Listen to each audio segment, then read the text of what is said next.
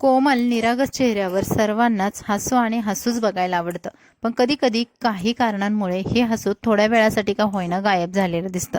नमस्कार मंडळी, पुन्हा एकदा आपल्या चॅनलमध्ये आणि एका नवीन ब्लॉगमध्ये तुमचं मनापासून स्वागत आहे.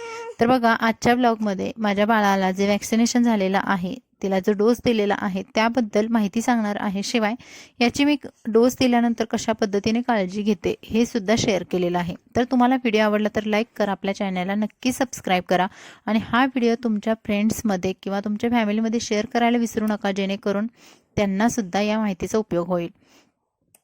तर मंडळी बघा, आता बाळाला डोस देण्यासाठी आई घेऊन जाणार होती, मी घरीच होते. तर म्हटलं ज्या ज्या महत्त्वाच्या गोष्टी लागतात तर ते त्यांच्यासोबत द्याव्या, जेणेकरून त्यांना परत घरी येऊन त्या वस्तू घेऊन जाण्याची वेळ येऊ नये. यासाठी माझं आधार कार्ड, त्याचबरोबर बाळाचे जे फाईल आहे किंवा माझी जी डिलिव्हरीची फाईल आहे, ह्या सर्व गोष्टी मी त्यांच्यासोबत दिल्या होत्या. आता बघा, तिथे गेल्यानंतर ते आपल्या बाळाचं वेट विचारतात.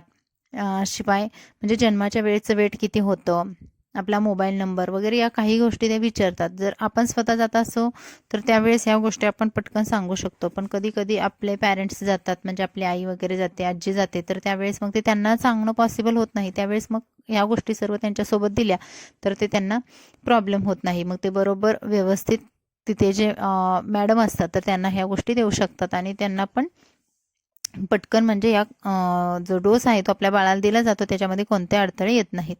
तर बघा, आई आहे ती घेऊन निघाली होती बाळाला. बाळाला मी छान प्रकारे असं रॅप केलं होतं टॉवेलमध्ये, कारण खूप ऊन होतं बाहेर. आणि त्यांच्यासोबत जी फाईल आहे ती पण दिली होती. आता बघा, शनाया तिच्या फ्रेंडसोबत बोलते की फुलं आणायला जायचं आहेत त्यांना, आणि तिने तर प्लॅनिंग केलेलं आहे. पण त्या फुलांचा पुढे जाऊन काय गोंधळ झालेला आहे ते पण मी तुम्हाला दाखवते. तर माझे आई वडील आहेत ते बघा बाळाला घेऊन गेली वॅक्सिनेशनसाठी. आता बघा, बाळाला जेव्हा वॅक्सिनेशन करायचं असतं, डोस द्यायचा असतो, बाई त्यावेळेस आपल्या बाळाला कोणत्याही प्रकारचं औषध वगैरे त्या 1-2 दिवसामध्ये तर चालू नसावं, जेणेकरून म्हणजे त्या वॅक्सिनचे काही रिॲक्शन येऊ नये, बाळ आपलं आजारी नसावं, त्याला सर्दी, ताप, खोकला या प्रकारे कोणत्याही प्रकारचं आजार नसावा. तर आता वॅक्सिनेशन देऊन झाल्यानंतर बाळ घरी आलेलं आहे बघा. आणि त्यानंतर मग मी त्याची कशा पद्धतीने काळजी घेतलेली आहे ते बघूयात. तर बाळ आल्यानंतर थोडंसं त्याची कुईकुई चालू होती, म्हणजे त्याला थोडंसं त्रास होतच होता. तर बघा, या पायामध्ये आणि दुसऱ्या पायामध्ये आणि एक हातामध्ये अशा प्रकारे तिला 3 डोस दिले गेले होते. त्यामुळे हा जो पहिला 1.5 महिन्याचा जो डोस असतो तो थोडा त्रासदायक होतो, कारण त्यांना दोन्ही पायामध्ये आणि एका हातामध्ये हे डोस दिले जातात. आता हातापेक्षा दोन्ही पायाचे डोस खूप त्रास देतात, कारण ते पाय कंटिन्यू हलवत असतात, त्यांना समजत नाही आणि त्यामुळे त्यांना ते हा, जास्त छान दुखलं जातं. छान छान तर छान सुरुवातीला खेळतो बघा, माझे बाळ वाघ. आल्यानंतर बाबू ते छान प्रकारे झोपलंच होतं. आणि जेव्हा उठलं तेव्हा इशिका ते जसं पाय हलवला त्याने, तसं त्याला कशी खेळते? जे तुला पेन्स डोस सुरू दिला, झाले, त्यामुळे ते तुझ्या थोडंसं पायामध्ये रडत होत डोस होतं. दिला, तर काय काय हातामध्ये बाळांना डोस खूप दिला त्रास होऊ ना. शकतो. तर का तू जर टॉंगल म्हणजे आहे. वॅक्सिनेशन ना त्यांच्या स्ट्रॉंग टायमिंगवरती केलं ना, आहे. आता 1.5 महिन्याचं बाळ स्ट्रॉंगल आहे असेल तर तू. 1.5 महिन्यातच तुम्ही जर हा, त्याचा नाही डोस दिला ललायचं, छान छान तर खेळायचं हा. जास्त प्रॉब्लेम होत नाही. पण बाळ जर हम्म. मोठं झालं, समजा 2-3 महिन्याचं, आणि तुम्ही 1.5 महिन्याचा डोस द्यायला गेला तर थोडेसे मग त्यांना पण त्रास व्हायला लागतो आणि बाळांना पण जास्त कळायला लागलेलं असतं. तर बघा, वॅक्सिनेशनच्या वेळेस आपल्याला तिथे जे मॅडम असतात तर ते आपल्याला असे पॅरासिटामॉलचे गोळी देतात. त्याचे आपल्याला 4 भाग करायचे असतात. तर एक भाग आहे तो अशा पद्धतीचा बनतो, म्हणजे आपल्याला 4 तुकडे केल्यानंतर हा त्याच्यामधला पाव भाग आहे. आणि हा भाग आपल्याला दुधामध्ये, आईचं जे दूध आहे त्याच्यामध्ये टाकून पूर्ण त्याच्यामध्ये विरघळून मग बाळाला पाजायचा असतो. आता बघा, याच्यामधला जे एक भाग घेतला आणि हा भाग मी दुधामध्ये टाकून तिला पाजलेला आहे. जेव्हा बाळ येतं घरी तर साधारणतः बाळ जास्त रडत असेल तर आपण पटकन देऊ शकतो.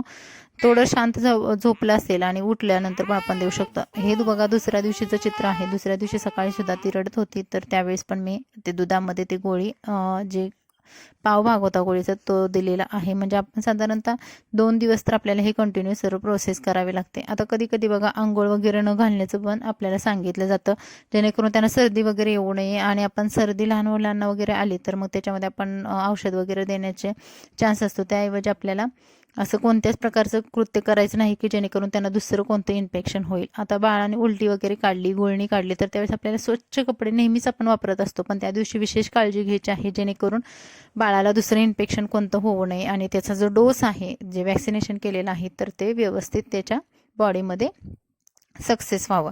आता वॅक्सिनेशन दिल्यानंतर आपल्याला कोणत्याही प्रकारचं जे औषध आहे ते द्यायचं नाही असं तिथे पण आपल्याला मॅडम भरपूर प्रमाणात गाईड करत असतात. पण कधी कधी त्यांना इतका लोड असतो, इतके सर्व बाळं वगैरे आलेले असतात, त्यामुळे त्यांना कधी कधी काही गोष्टी सांगायच्या वगैरे विसरून जातात. त्यावेळेस आपण विचारणं किंवा जागृत नागरिक बनणं हे गरजेचं असतं. तर बघा कोणत्या प्रकारचे त्यांना त्यावेळेस औषधं द्यायची नाहीत, फक्त आणि फक्त जी पॅरासिटामॉलची जी गोळी दिलेली आहे तीच द्यायची आहे, ती पण फक्त आईच्या दुधामध्येच द्यायची आहे. तर पहिला डोस असतो त्यावेळेस या सर्व गोष्टी काळजी घेऊन आपल्याला करावेच लागतात.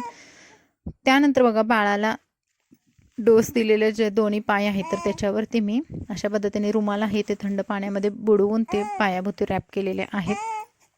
तर काही लोक म्हणजे काही मॅडम्स वगैरे आहेत तर त्या अशा सांगतात की बर्फाने वगैरे ते शेक द्या वगैरे, पण आता इथं आम्हाला जे मॅडम होते तर त्यांनी सांगितलेलं बर्फ वगैरे लावू नका, जस्ट पाण्यामध्ये रुमाल वगैरे बुडवा आणि ते पायावरती ठेवून द्या. आणि ते थंडावामुळे त्यांचं थोडंसं सेन्सेशन कमी होतं, त्यामुळे ते थोडंसं खेळायला वगैरे लागतात आणि मग जास्त दुखत नाही. तर त्यावेळेस बघा शनाई पण बाहेर गेली होती फुलं आणायला आणि बघा तिने हा पराक्रम केलेला आहे. तिला डोक्याला वगैरे लागलं, तिचे कपडे वगैरे पूर्ण खराब झाले होते तर मी चेंज केलं तिला. ओटांना वगैरे लागलेलं आहे आणि फुलं आणतानाच ती पडलेली आहे. गावाला आल्यापासून तिचं रोज फक्त आणि फक्त फुलं आणायचं, खेळायचं, डेकोरेशन करायचं या गोष्टी चाललेल्या असतात. तर दोन्ही हाताला वगैरे भरपूर मार लागला होता तिच्या. आणि या सर्व जे जखम झाले होते जे त्याच्यामध्ये खडे वगैरे छोटे छोटे गेले होते तर त्याच्यामधलं मी फक्त डेटॉलचं पाणी करून ते स्वच्छ जखम केलेली आहे. आणि बाळ बघा मस्त खेळतंय.